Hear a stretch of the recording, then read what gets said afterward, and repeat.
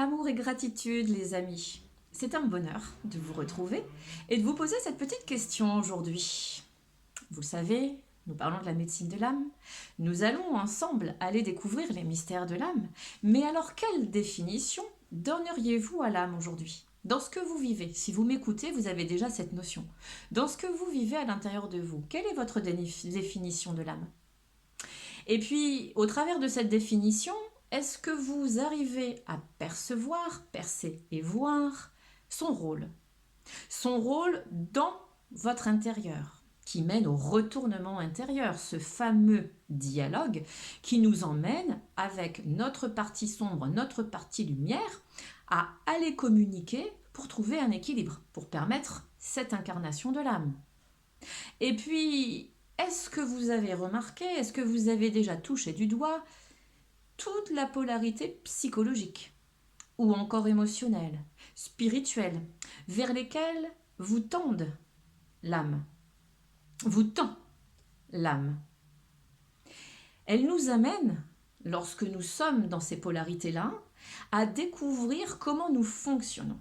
Et c'est là qu'il est nécessaire parfois d'avoir l'intervention d'un guide extérieur, d'une personne qui a cette expérience, pour vous expliquer, chères âmes, que ce que vous vivez, c'est juste la découverte de ce que vous êtes dans vos qualités les plus pures. L'âme vous les montre au fur et à mesure que vous découvrez que vous êtes bien plus que l'identité physique.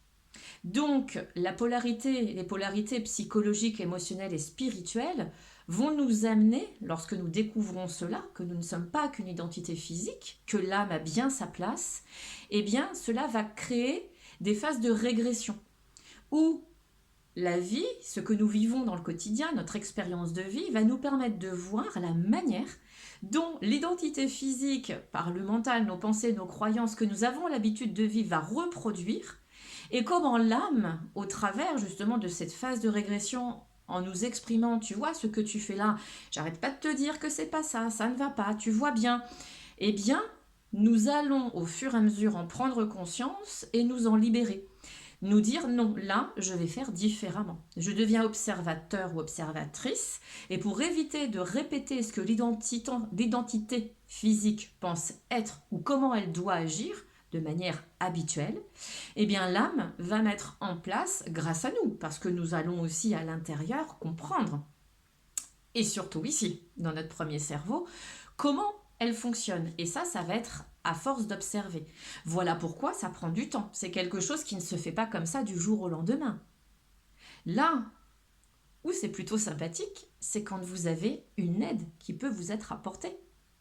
Par l'expérience vécue, mais surtout par la finalité, où nous sommes libérés, où l'identité physique et l'âme incarnée s'entendent comme deux larrons en foire, sont capables de prendre l'apéro ensemble, de se faire une bonne bouffe, j'ai envie de dire, et où tout se passe bien parce qu'elles ont appris à se connaître et à maintenir l'équilibre, parce que nous vivons sur Terre, dans le monde de la souffrance, le monde le plus difficile, parce que nous sommes embourbés dedans.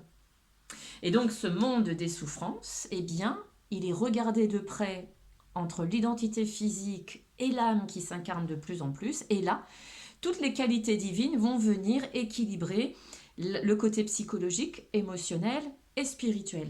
Et là, nous rentrons dans les libérations karmiques des fameuses émotions à connotation affective ou dans le cœur de l'homme, et nous réussissons à libérer profondément toutes ces mémoires karmiques afin d'incarner pleinement notre âme. Nous arriverons toujours au corps, à l'âme et à l'esprit, puisque c'est une globalité, une généralité, et il est important de ne négliger aucune de ces polarités. Nous avons un corps, une âme, un esprit. Et je vous le rappelle, contrairement à ce que les religions disent, que l'âme est associée au corps et à l'esprit. Et quand le trio se retrouve en équilibre, que dire de plus? C'est la fête. Nous sortons du monde des souffrances, nous rentrons dans le monde de la sagesse et nous sommes véritablement vers l'expectative du monde de l'esprit. Ce sont ces trois grands mondes qui nous entourent et que nous avons besoin d'apprendre et de connaître. Voilà les amis. Mon mail est en dessous si vous avez des questions. Je vous dis à très bientôt et méditez votre définition de l'âme, son rôle et les polarités psychologiques. C'est très intéressant. Je vous embrasse. Bye bye les amis.